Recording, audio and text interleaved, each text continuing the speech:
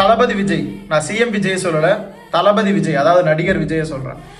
அண்ணன் சீமான் அவர் வந்து ஒரு படமோட நல்ல படம் கொடுக்கலன்னு சொன்னது வந்து அது மட்டும் தப்புனா, அதாவது அரசியல் ரீதியாக வேணா சொல்லுங்கள், உங்களுக்கு வந்து அவரை விட கொஞ்சம் நாலேஜ் அதிகம் அந்த மாதிரி சொல்லுங்கள், அக்செப்ட் பண்ணிக்கிறேன்.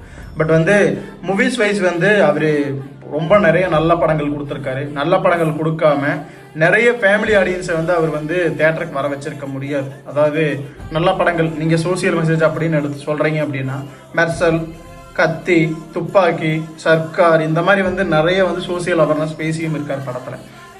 இது இல்லாமல் என்டர்டெயின்மெண்ட் வைஸ் எடுத்துட்டோம் அப்படின்னா ஹை லெவல் கிளாமர் இல்லாமல் ஃபேமிலி ஆடியன்ஸை வந்து அதிக அளவில் வந்து தேட்டருக்கு கொண்டு வந்ததில் சூப்பர் ஸ்டார் ரஜினிகாந்துக்கு எந்த அளவுக்கு ஒரு பங்கு இருக்கோ அதே அளவு பங்கு வந்து தளபதி விஜய் அவருக்கும் இருக்குது. அதே மாதிரி நான் முதல் கொண்டு வந்து அவரோட படத்தை வந்து ஃபஸ்ட் நாள் பார்க்கணுங்கிற கிரேஸ் வந்து ரொம்ப அதிகமாக தான் இருக்கும்.